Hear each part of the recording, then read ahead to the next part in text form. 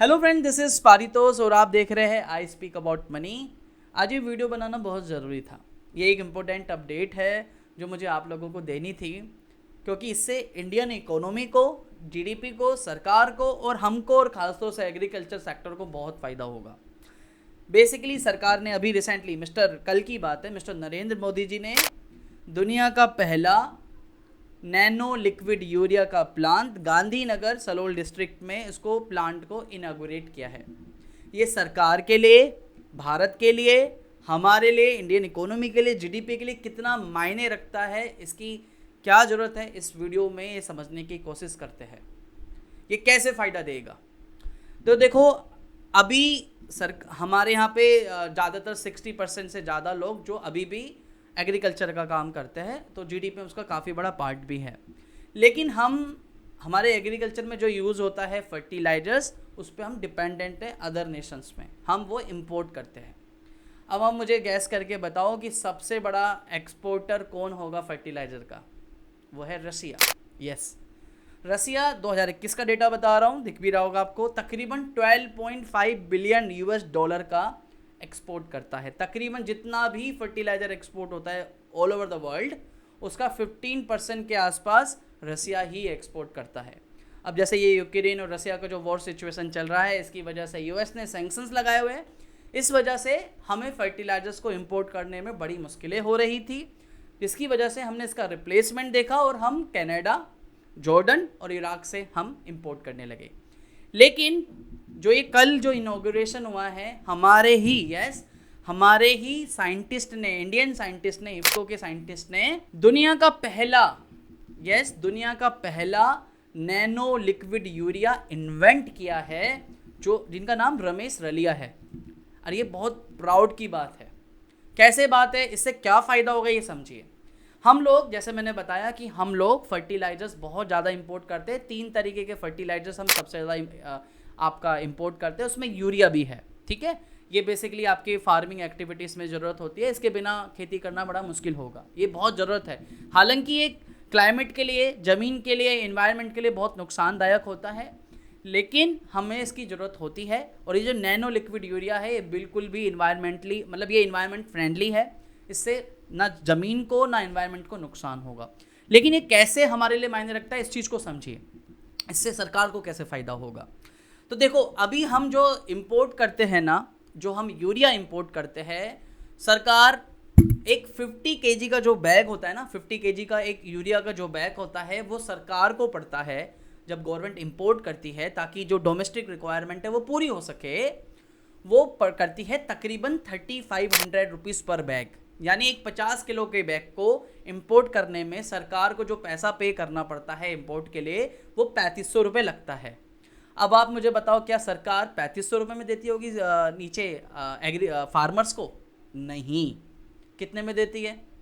ये 50 केजी का bag farmers को सब्सिडी के तौर पर दिया जाता है सिर्फ 300 रुपये में। यस, ये 50 केजी का जो बैग है, जो सरकार को पड़ता है 3500 रुपये में, सरकार आगे इसे 300 रुपये में फार्मर्स को देती है। तो ये जो 3200 रुपये है, ये सब्सिडी दी जाती है। क्या ये सिर्फ यही सरकार दे रही है? नहीं, ये पहले से ही हो रहा है। पहले भी पहले वाली सरकारें भी देती थी, उससे पहले वाली सरकार भी देती थी। लेकिन ये सस्टेनेबल मॉडल नहीं है। आप कब तक चलाओगे ऐसा? आप कब तक डिपेंडेंट रहोगे दूसरों पर? आत्मनिर्भर कब बनोगे? तो अभी ये जो 3500 रुपये का जो बैग पड़ता है, आपको मालूम है इसमें 3200 रुपये का जो सब्सिडी दिया जा रहा है, लास्ट ईयर इस सरकार ने कितनी सब्सिडी दी होगी? तकरीबन 1,60,000 करोड़ का ये सब्सिडी दिया गया। आप सोचो कितना बड़ा अमाउंट होगा ये। 1,60,000 करोड़ का ये नुकसान सरकार ऐसा सब्सिडी देती है। लेकिन अब जो ये इन्वेंट हुआ है ना नैनो लिक्विड यूरिया, इससे सरकार को कैसे फ़ायदा है? ये जब हम 50 केजी का जो बैग मंगवाते हैं ना, एक इसकी जो बोतल आती है ना नैनो लिक्विड यूरिया की, एक 50 मिलीलीटर की जो बोतल है, वो बराबर है आपके 50 केजी बैग के। यानी आपको 50 केजी की बैग खरीदने की जगह अगर आप 50 मिलीलीटर की एक बोतल खरीदोगे, तो उसकी जो रिक्वायरमेंट है, जितनी ज़रूरत है, वो उस बोतल के बराबर है। लेकिन आपको मालूम है कि ये बोतल कितने की पड़ती है? इस बोतल का प्राइस कितना है? सिर्फ 240 रुपीज़। तो सोचो कितना सब्सिडी सेव करेंगे?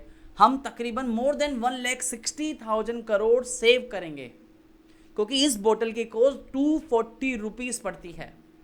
और जो साथ में इंपोर्ट करने का जो कॉस्ट है, आपका ट्रांसपोर्टेशन का कॉस्ट है। मान लीजिए अगर आपको 5 बैग खरीदने हो तो यहाँ पे 5 बोतल लेके आनी है आपको, जो आप अपनी गाड़ी में रख के ला सकते हो, और वहाँ पे 5 बोरी अगर यूरिया खरीद के लाना है तो आपको उसका एक्सपोर्ट और आपको ट्रांजेक्शन आपको उसका ट्रांसपोर्टेशन को ज़्यादा लगेगा। तो इससे सरकार को फ़ायदा है, इससे नीचे एग्रीकल्चर जो है उनको फ़ायदा, उनको सस्ता मिल रहा है, और सरकार को भी फ़ायदा क्योंकि इस पर सब्सिडी देने की ज़रूरत नहीं है।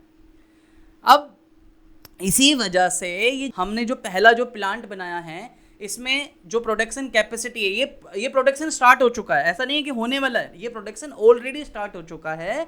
और तकरीबन हम हर दिन 1.5 लाख बोतल बनाएंगे, 1,50,500 मिलीलीटर की जो बोतल प्रोड्यूस करेंगे, जिसमें तकरीबन 3,000 करोड़ रुपए के करीब का इसमें एक एक्सपेंडिचर, एक बजट बनाया गया है, जिसमें से तकरीबन 760 करोड़ के करीब का, ये मैं एक रफली फिगर बता रहा हूँ, 760 करोड़ के आसपास का हमने सरकार ने इन्वेस्ट कर भी दिया है। और आने वाले टाइम पे ये बोतल का जो प्रोडक्शन कैपेसिटी है इसको बढ़ा के 2 लाख बोतल पर डे कर दिया जाएगा।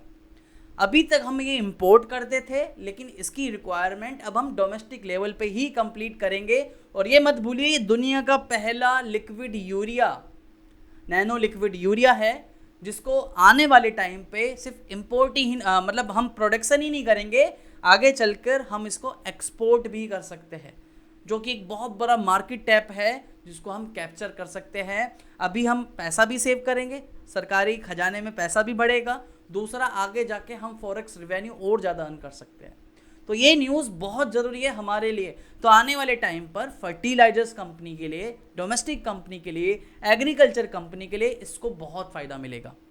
और साथ ही में जो हमारा एक एम है to become a $5 trillion economy, वो करने के लिए ये एक और स्टेप है हमारी तरफ से। तो आज के लिए इतना ही था, ये इम्पोर्टेंट अपडेट थी जो आप लोगों को पता होना चाहिए कि ये जो प्लांट इनॉग्रेट किया है मोदी जी ने, ये क्यों किया है, इसका क्या फ़ायदा है, इसकी क्या महत्व है हमारी इंडियन इकोनॉमी के लिए। आज के लिए वीडियो बनाने का टॉपिक यही था। आई बिलीव इस वीडियो से कुछ तो हेल्प मिली होगी आपको।